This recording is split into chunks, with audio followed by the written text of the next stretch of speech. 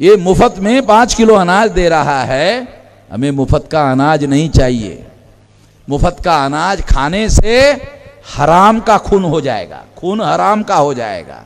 और हरामी का जब खून होता है तो उसको बड़े आसानी से गुलाम बनाया जा सकता है। हम गुलाम नहीं बनना चाहते हैं।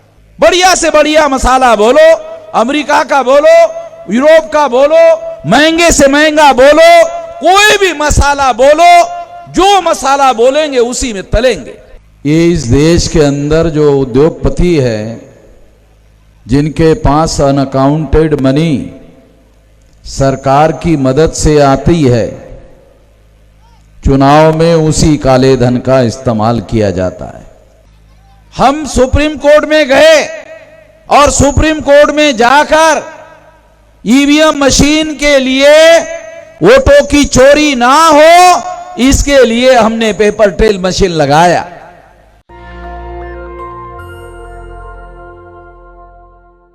हम लोग प्रतिदिन मंडलीय रैलियों का आयोजन कर रहे हैं। हमारे पास काला धन नहीं है, हमारे पास सफेद भी नहीं है, क्योंकि हम लोग मजलूमों की लड़ाई इस देश में लड़ रहे हैं। तो मजलूमों के पास काला धन कहां से होगा? 2019 के चुनाव में बीजेपी ने 27,000 करोड़ रुपया खर्चा किया। कहां से आया 27,000 करोड़ रुपया? क्या नरेंद्र मोदी के पास नोट छापने की मशीन है? नहीं है। तो ये पैसा आया कहां से, काला धन? ये इस देश के अंदर जो उद्योगपति है, जिनके पास अनअकाउंटेड मनी सरकार की मदद से आती है, चुनाव में उसी काले धन का इस्तेमाल किया जाता है। और काले धन का इस्तेमाल करते हुए हमारे लोगों के वोटों को खरीदा जाता है। तो इनके जो एमएलए एमपी बनते हैं वो खरीदे हुए वोटों से बनते हैं। अब जब हम लोग अपने वोटों को बेचने का काम करते हैं, तब वो लोग खरीदते हैं। तो खरीदे हुए वोटों से जो सरकारें बहुमत हासिल करती है, वो लोकतंत्र की वास्तविक सरकारें नहीं होती है। और इसलिए लोगों के कल्याण का कोई रोड मैप सरकार के पास नहीं होता है। इसी बात को ध्यान में रखते हुए ये राष्ट्रीय परिवर्तन मोर्चा बनाया गया है। ये राष्ट्रीय परिवर्तन मोर्चा जब लखनऊ में बनाया गया तो उस बनाने वाले मीटिंग में 18 दल के छोटे, मध्यम और प्रदेश स्तर के दल हाजिर थे। और बढ़ते बढ़ते ये 31 हो गए और कुछ दिन पहले ये लगभग 41 हो गए हैं, छोटे, मध्यम और प्रदेश स्तर के। इनको मिलाकर ये राष्ट्रीय परिवर्तन मोर्चा बनाया गया है। और सबसे पहले इसको आजमाने का काम, इसको प्रयोग में लाने का काम हम लोग उत्तर प्रदेश में कर रहे हैं। पहले आप लोगों को याद होगा कि सोनिया गांधी के नेतृत्व में यूनाइटेड प्रोग्रेसिव अलायंस यूपीए बनाया गया, क्योंकि कांग्रेस भी मानती है, 136 साल की कांग्रेस मानती है कि अकेले के बलबूते पर सेंटर में सरकार नहीं बनाई जा सकती। और अभी लगभग 41-42 साल हो गए भारतीय जनता पार्टी बनकर, वो भी यही मानती है कि वो अकेले के बलबूते पर सरकार नहीं बना सकती, इसलिए उन्होंने अडवाणी ने, अटल बिहारी ने मिलकर एनडीए बनाया, नेशनल डेमोक्रेटिक अलायंस। तो जमाना बदल गया है, किसी एक पार्टी की सरकार बनाना संभव नहीं है। इसलिए हमने भी राष्ट्रीय परिवर्तन मोर्चा बनाया है। और ये राष्ट्रीय परिवर्तन मोर्चा ये शेड्यूल कास्ट के लोगों का, शेड्यूल ट्राइब के लोगों का, नोमैडिक ट्राइब के लोगों का, मोस्ट बैकवर्ड क्लास के लोगों का, बैकवर्ड क्लास के लोगों का, माइनॉरिटी के लोगों का, मुसलमानों का, ईसाइयों का, लिंगायतों का, बुद्धिस्ट लोगों का, जैन लोगों का, सिखों का, ये तमाम लोगों का ये राष्ट्रीय परिवर्तन मोर्चा बनाया गया है।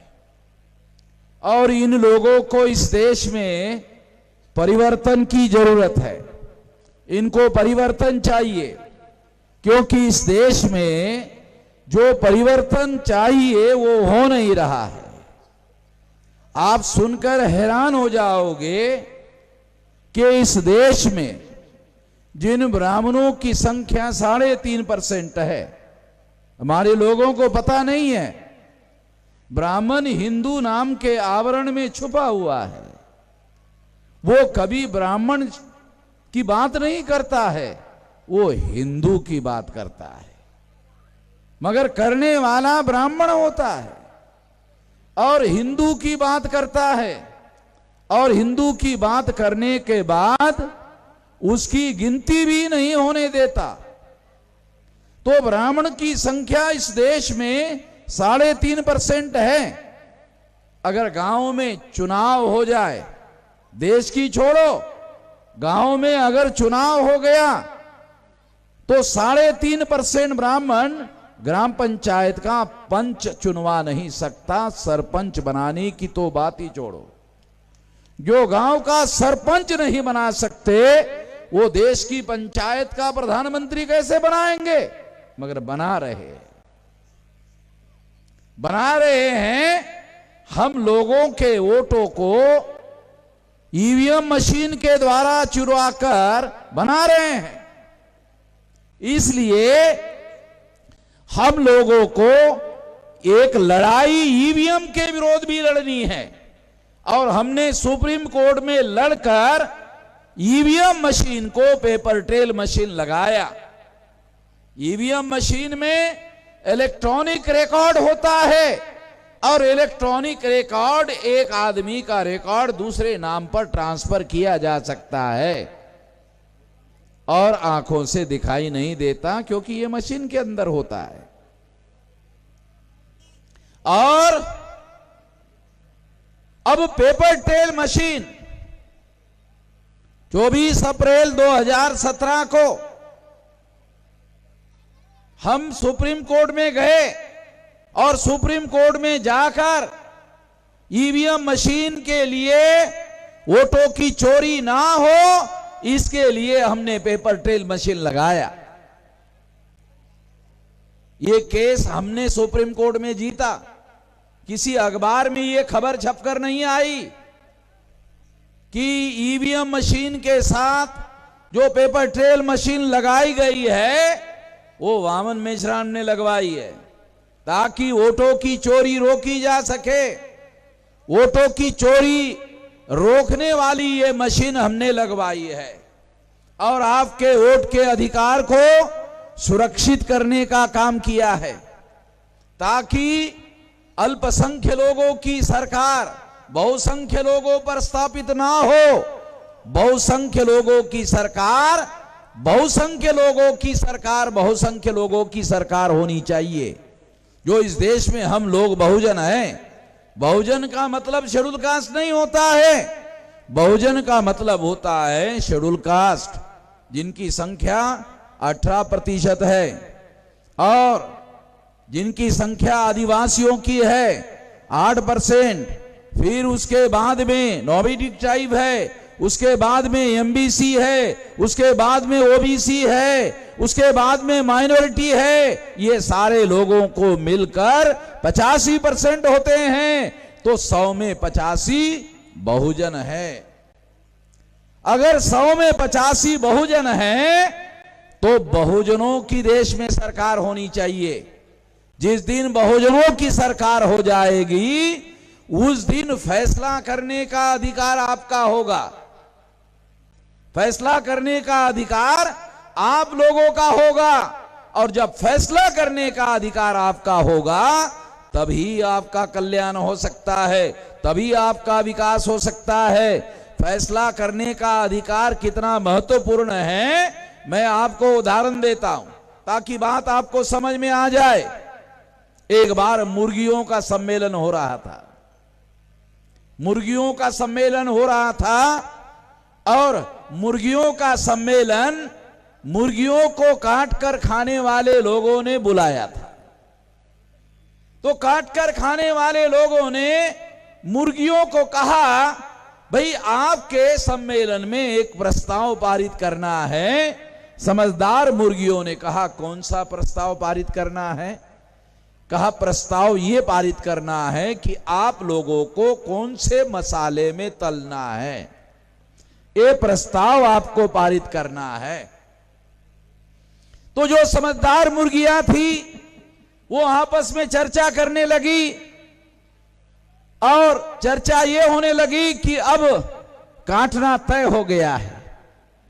तो किसी ने कहा कि कोई रास्ता है रोकने का? कहा है। क्या है? कि 11 मुर्गियों का डेलीगेशन लेकर काट कर खाने वाले लोगों के पास ले जाना होगा, उनको समझाना होगा।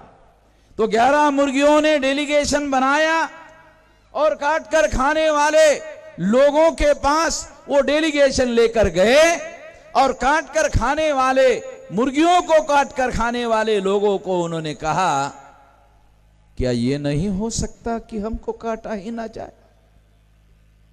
क्या ये नहीं हो सकता कि हमको काटा ही ना जाए?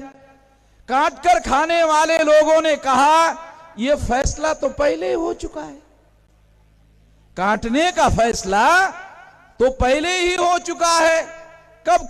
अब केवल एक फैसला बाकी है। मुर्गियों ने कहा, कौन सा? कौन से मसाले में तलना है, केवल इतना ही बाकी है। इसलिए आपको पूछा जा रहा है कि आपको कौन से मसाले में तलना है, कौन से मसाले में तलना है, इसकी पूरी आजादी है। बढ़िया से बढ़िया मसाला बोलो, अमेरिका का बोलो, यूरोप का बोलो, महंगे से महंगा बोलो, कोई भी मसाला बोलो, जो मसाला बोलेंगे उसी में तलेंगे।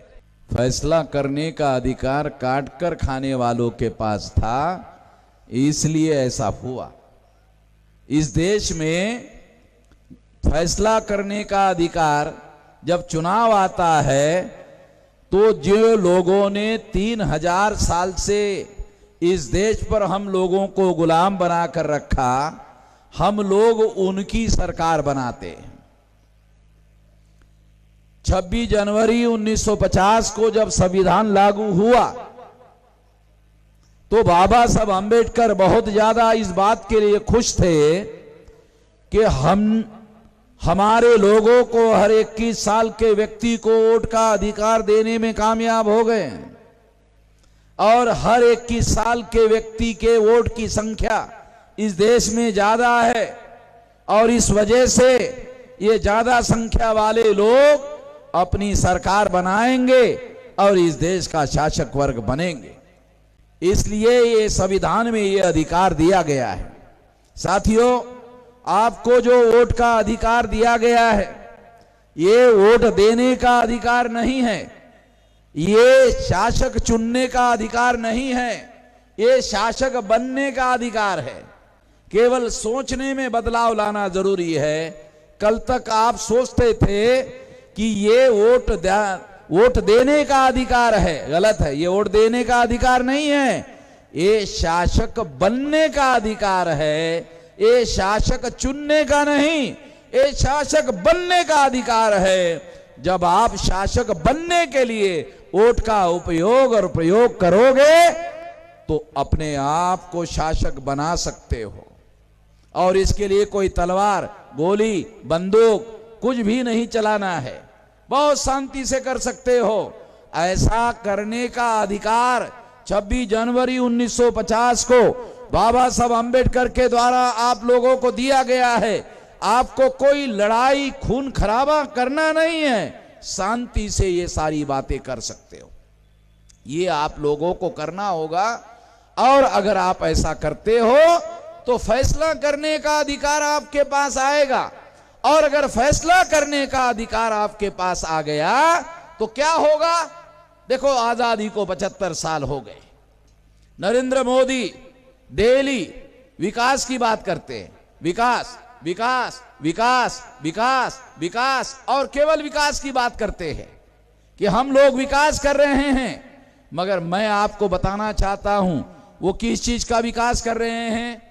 तो अभी हम लखनऊ से आए तो लखनऊ में उन्होंने लिखा कि हमने 4-4 एक्सप्रेस हाईवे रोड शुरू कर दिया है, यानी जो 1 सिंगल लेन रोड था वो डबल लेन बनाया, जो डबल लेन रोड था वो 4 लेन रोड बनाया, जो 4 लेन रोड था वो 6 लेन रोड बनाया, जो 6 लेन रोड था वो 8 लेन रोड बनाया, यानी एक्सप्रेस हाईवे रोड बनाया।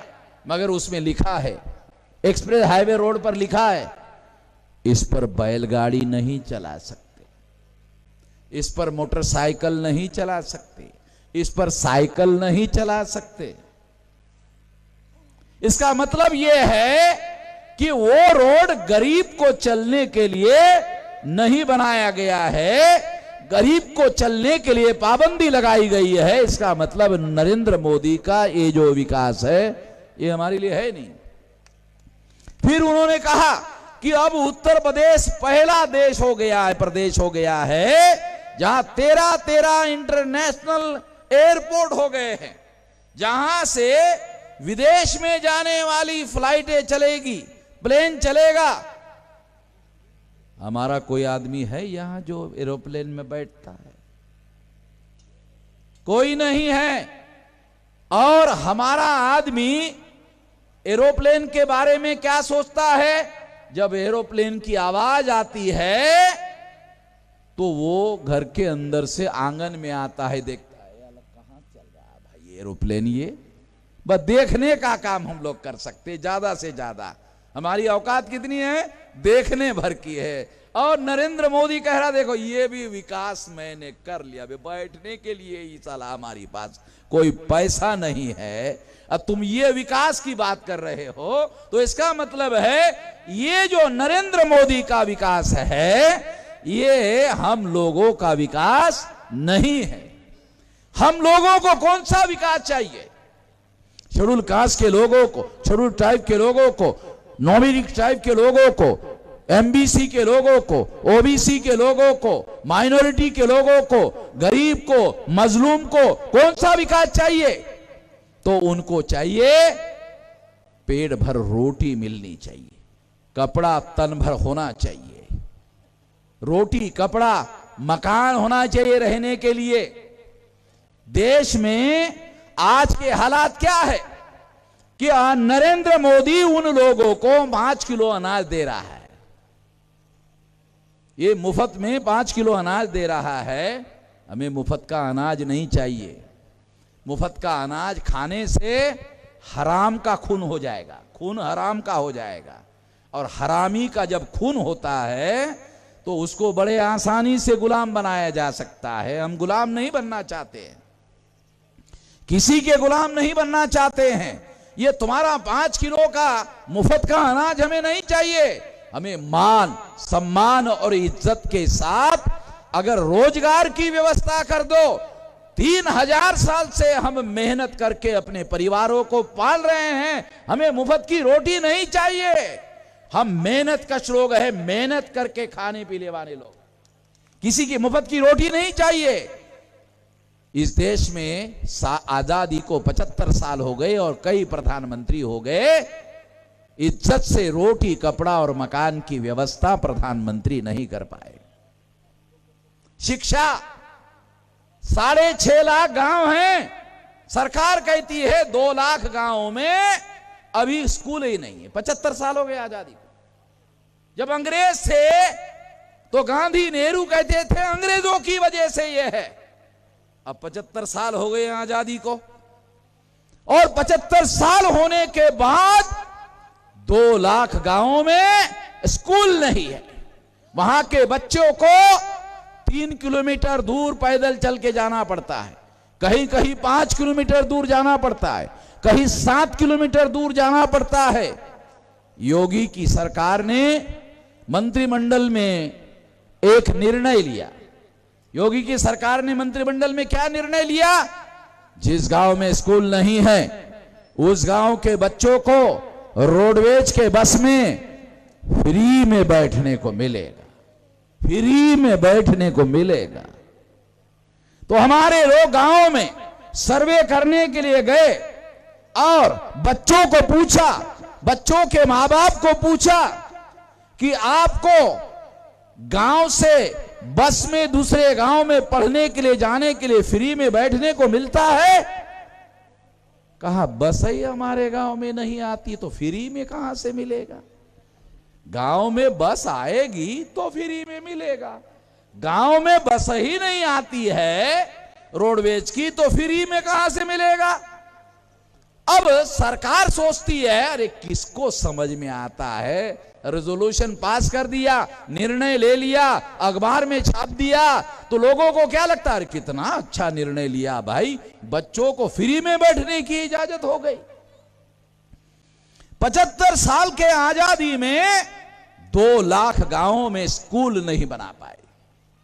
विकास की बात कर रहे हैं, बड़े बड़े विकास की बातें कर रहे हैं लोग। स्वास्थ्य केंद्र नहीं है, स्वास्थ्य तो हॉस्पिटल तो छोड़ो, प्राइमरी हेल्थ सेंटर नहीं है। और मैं देहात का रहने वाला हूं, गांव का रहने वाला हूं, गांव में कहीं कहीं प्राइमरी हेल्थ सेंटर है तो डॉक्टर नहीं। अरे डॉक्टर तो दूर, साला कंपाउंडर नहीं रहता है। हमारे आंखों की देखी हुई बोल रहा हूं, ये हमारी तकलीफ है, दुख है। प्राइमरी हेल्थ सेंटर की 75 साल की आजादी में व्यवस्था नहीं है। और तीसरी बात है रोजगार। अगर रोजगार नहीं तो स्वयं रोजगार होना चाहिए, स्वयं रोजगार नहीं तो इस देश में कम से कम बेरोजगार भत्ता होना चाहिए। मैं अमेरिका गया, न्यूयॉर्क गया, लंदन गया, वहां जानकारी इकट्ठा किया तो पता चला कि अगर कोई आदमी बेरोजगार होता है तो जिलाधिकारी कार्यालय में जाकर लिख देता है कि मैं बेरोजगार हूं। तो उसको पूछा जाता है अकाउंट नंबर है? कहां है? लिख दो। वो घर में पहुंचने के पहले उसके अकाउंट में बेरोजगार भत्ता पहुंच जाता है और उसको लिख के दिया जाता है 6 महीने तक मिलेगा। तुमको खुद भी रोजगार ढूंढना होगा और सरकार भी तुम्हारे लिए रोजगार ढूंढ कर देगी 6 महीने, और रोजगार मिलने के बाद बेरोजगार भत्ता बंद हो जाएगा। तो किसी को भूखों मरने की जरूरत नहीं होती है, ऐसी व्यवस्था है। वहां भी लोकतंत्र है, यहां भी लोकतंत्र है। तो इस तरह से शिक्षा होनी चाहिए। अरे हम नहीं कह रहे हैं कि अमेरिका में हमारे बच्चों को पढ़ने को भेजो, हम नहीं भेज रहे, बोल रहे कि लंदन में भेजो। हम बोल रहे हमारे गांव में एक अच्छा स्कूल बनाओ, हमारे गांव में बनाओ। हम भी टैक्स देते हैं, इस देश में गरीब से गरीब आदमी भी टैक्स पेयर है। वो कैसे? टाटा बिरला को डॉक्टर ने कहा, उदाहरण दे के बताओ, टाटा बिरला को डॉक्टर ने कहा थोड़ा नमक कम खाना, तो टाटा और बिरला को बड़ा गुस्सा आया। क्या कम खाना? गरीब है क्या हम लोग? नमक कम खाने के लिए बोल रहे हैं। डॉक्टर ने टाटा बिरला को कहा नहीं नहीं ये गरीब अमीर का मामला नहीं है। तो कहा क्या मामला है? नहीं, ज्यादा नमक खाने से ब्लड प्रेशर बढ़ जाता है, इसलिए ब्लड प्रेशर बढ़ेगा तो हार्ट फट जाएगा, हार्ट अटैक रोकने के लिए कह रहे हैं कम नमक खाओ। अच्छा ये ठीक, मगर हमारे गरीब आदमी जब सब्जी नहीं मिलते तो ज्यादा नमक खाते हैं, ज्यादा नमक खाते तो ज्यादा नमक खरीदना पड़ता है, नमक पर टैक्स लगा हुआ है। तो देश में गरीब से गरीब आदमी भी नमक के ऊपर लगा हुआ टैक्स देता है, वो भी टैक्स पेयर है। गरीब जब ज्यादा नमक खाता है तो उसका ब्लड प्रेशर क्यों नहीं बढ़ता? गरीब का ब्लड प्रेशर क्यों नहीं बढ़ता? साला ब्लड होगा तब ना प्रेशर होगा, ब्लड ही नहीं, प्रेशर कहां से होगा? शरीर में ब्लड होगा तब तो प्रेशर होगा, ब्लड ही नहीं शरीर में तो प्रेशर कहां से होगा? तो इस तरह से गरीब आदमी भी इस देश में टैक्स पे करता है और भारत सरकार के अकाउंट में पैसा जाता है, गरीब का भी पैसा जाता है। उसका अधिकार है कि उसके विकास की योजना भी बने। इस देश के प्रधानमंत्रियों ने रोटी, कपड़ा और मकान की व्यवस्था नहीं की, शिक्षा, स्वास्थ्य और रोजगार, स्वयं रोजगार, बेरोजगार भत्ता की व्यवस्था नहीं की।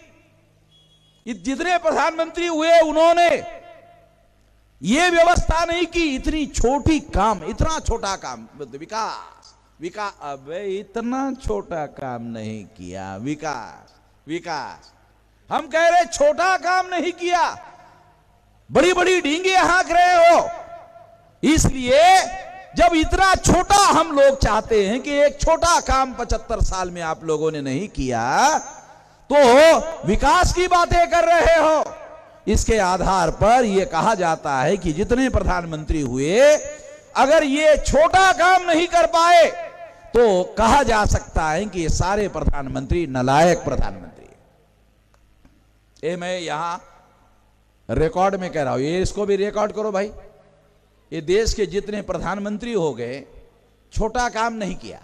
रोटी, कपड़ा और मकान, शिक्षा, स्वास्थ्य और रोजगार और स्वयं रोजगार, नहीं तो बेरोजगार भत्ता, इतना छोटा काम नहीं किए। और जब इतना छोटा काम नहीं, बड़ा काम नहीं, छोटा काम नहीं किए, इसलिए इनको हम नालायकी का सर्टिफिकेट बांट रहे हैं कि ये सारे प्रधानमंत्री नालायक। आप लोगों के सामने बता रहा हूं, देखो 75% शहरों के लोगों को गरीबी रेखा के नीचे स्वीकार किया भारत सरकार ने। 90% गांवों में रहने वाले लोगों को गरीबी रेखा के नीचे स्वीकार कर दिया। भारत सरकार का आंकड़ा है। और 75 साल हो गए आजादी को। कोविड के काल में नरेंद्र मोदी ने सारे देश पर पाबंदी लगाई और मजदूरों को 2-2 हजार किलोमीटर पैदल चलवाया। उस काल में, कोविड काल में उद्योगपतियों ने 12 लाख करोड़ रुपया कमाया। कहां से आया भाई? कोविड काल में उद्योगपतियों ने 12 लाख करोड़ रुपया कमाया। कहां से आया? ये जो सरकारी संपत्ति नरेंद्र मोदी बेच रहा है। अभी तो एरोप्लेन भी बेच दिया, एयरपोर्ट भी बेच दिया, एरोप्लेन भी बेच दिया। अभी चौधरी विकास पटेल ने कहा रेल बेच दिया। अरे रेल नहीं, एरोप्लेन भी बेच दिया। अभी खबर आई टाटा ने खरीद लिया। एक बार मैं भुसावल के रेलवे स्टेशन पर रेलवे पकड़ने के लिए बैठा था तो रेल लेट हो गई तो टॉयलेट गया। टॉयलेट जाकर बाहर आने लगा तो कहा 2 रुपया। कहा काय के? कहा आप टॉयलेट का उपयोग किए ना? कहा है, उसका 2 रुपया। मैंने कहा कैसे? अरे अभी तो मैं पिछले हफ्ते तो, कहा नहीं कल से हो गया है। क्या हो गया? कहा टॉयलेट का प्राइवेटाइजेशन हो गया। साला टॉयलेट का प्राइवेटाइजेशन होने के बाद में इस देश में कौन सी चीज रह गई है जिसका प्राइवेटाइजेशन होगा? बाकी है। इस देश के जो हुक्मरान है वो टॉयलेट का प्राइवेटाइजेशन कर रहे। नालायकी की हद हो गई भाई। तो इतनी बातें मैं आपको इसलिए बता रहा हूं कि ये सारे जो शासन करने वाले लोग हैं, जिनको प्रधानमंत्री, मंत्री बनाया जाता है, वो जितना बजट आता है वो इसी तरह की बातों पर खर्चा करते हैं। गरीबों के कल्याण की एक भी योजना नहीं बनाते, गरीबों के विकास की एक भी योजना नहीं बनाते। अगर बनाए होते तो गरीबों का कल्याण होता। गरीबों का कल्याण होता तो 5 किलो अनाज देने की जरूरत नहीं होती, वो खुद ही खरीदने लायक होते। जिस देश में लोगों को अपने पेट भर अनाज को परचेस करने की क्रय शक्ति नहीं है, उस देश के गरीबों की हालत इतनी ज्यादा खराब हो गई है। और 75 साल के आजादी में ऐसा हुआ है। इसलिए साथियों, हम लोगों को ये सारी बातों को ध्यान में रखते हुए ये परिवर्तन मोर्चा बनाया। ये परिवर्तन करना होगा और जिन लोगों को परिवर्तन चाहिए उन्हीं लोगों को परिवर्तन मोर्चा की टिकट मिलेगी। जिनको परिवर्तन चाहिए उनको ही टिकट मिलेगा। मायावती की तरह 5 करोड़ 10 करोड़ 20 करोड़ 25 करोड़ से टिकट बेचा नहीं जाएगा। वैसे हमारी वजह से मायावती का टिकट का रेट जो है लाखों में आ गया है। और अभी तक मायावती की पत्रकारों ने पूछा कि रैलियां क्यों नहीं कर रही हो।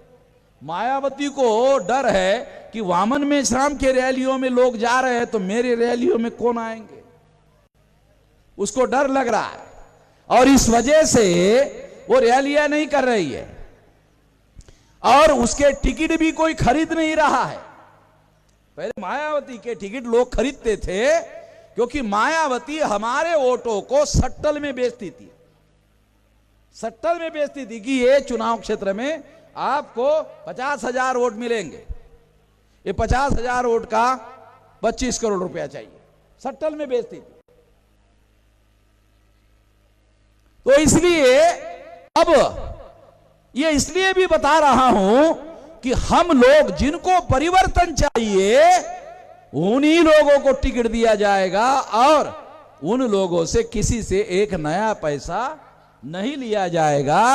और पार्टी की तरफ से, संगठन की तरफ से, राष्ट्रीय परिवर्तन मोर्चा की तरफ से उनके लिए वोटों का जुगाड़ करवाया जाएगा। सारे प्रदेश में 403 विधानसभा में लोगों के वोटों की व्यवस्था की जाएगी। उनसे एक नया पैसा नहीं लिया जाएगा। शर्त होगी परिवर्तन की चाहत रखने वाला आदमी हो उसी को टिकट मिलेगा। परिवर्तन की लड़ाई लड़ने वाला आदमी हो उसी को टिकट मिलेगा। गरीब और मजलूम की लड़ाई लड़ने वाला आदमी हो उसको टिकट मिलेगा। इस देश की जो शासक वर्ग की पार्टियां है वो हमारे लोगों को गुमराह करने के लिए कहती है, अरे ये तो हारने वाली पार्टी है, इसको वोट देने से आपका वोट खराब हो जाएगा। बाबा साहब आंबेडकर का दिया हुआ वोट कभी खराब नहीं होता। जितना चुनाव आता है एकदम नया हो जाता है, खराब थोड़ी होता है। कभी आपने सुना कि वोट जो है वो उसको पॉलिश करना पड़ता है, वोट देने के पहले उसको धोना पड़ता है, साफ करना पड़ता है? नहीं, वोट एकदम नया होता है। ये जो अधिकार है, वोट का अधिकार जो है, इसीलिए कह रहा हूं, ये बात जो है इसीलिए समझा रहा हूं कि ये वोट का जो अधिकार है, ये वोट का अधिकार परिवर्तन करने के लिए हमें उसका उपयोग करना है।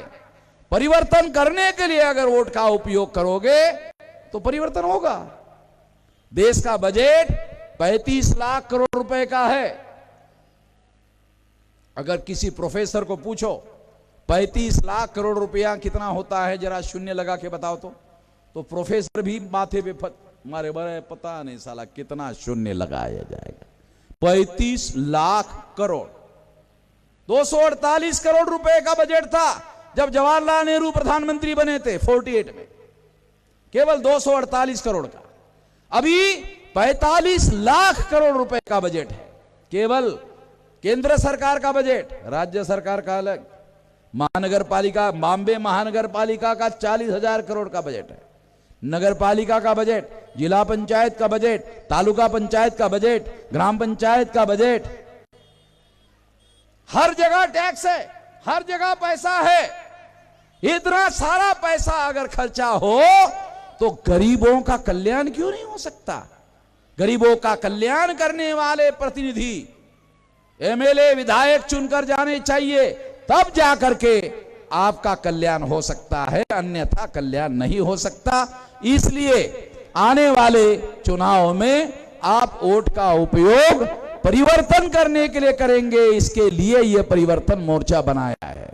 परिवर्तन करने के लिए यह मोर्चा बनाया, ये उत्तर प्रदेश में भी परिवर्तन करेंगे और देश में भी परिवर्तन करने के लिए बनाया हुआ है। आखिरी बात कहना चाहता हूं साथियों, आखिरी बात यह है कि हम लोग उत्तर प्रदेश में ये मानते हैं कि अपोजिशन की यदि सरकार बनी तो हमारे सपोर्ट के बगैर कोई सरकार नहीं बन सकती। हमारी ताकत इतनी है, हमारी ताकत इतनी नहीं है कि हम खुद ही सरकार अपनी बना दें। हमारी ताकत इतनी है कि यदि अपोजिशन की सरकार बनी तो हमारे समर्थन के बगैर कोई सरकार नहीं बन सकती। और दूसरी बात, धीरे से कहता हूं, बनने भी नहीं देंगे। हमारे समर्थन के बगैर सरकार बनने भी नहीं देंगे। और जब हमारे समर्थन से सरकार बनेगी तो गरीबों की गरीबी हमारा पहले नंबर का एजेंडा होगा, उसके विकास का एजेंडा होगा, उसके कल्याण का एजेंडा होगा। इसके लिए आने वाले समय में आप काम करेंगे, इस आशा और विश्वास के साथ आपने मेरी बात ध्यान से सुनी, इसके लिए आभार, धन्यवाद। नेशनल दस्तक की आपसे गुजारिश है कि अगर इसको बचाना चाहते हैं तो नेशनल दस्तक को सब्सक्राइब करने के लिए रेड कलर के सब्सक्राइब बटन को दबाएं, फिर बेल आइकन की घंटी दबाएं। नेशनल दस्तक को बचाने के लिए बहुत जरूरी है कि हर खबर को शेयर करें, लाइक करें, कमेंट जरूर करें।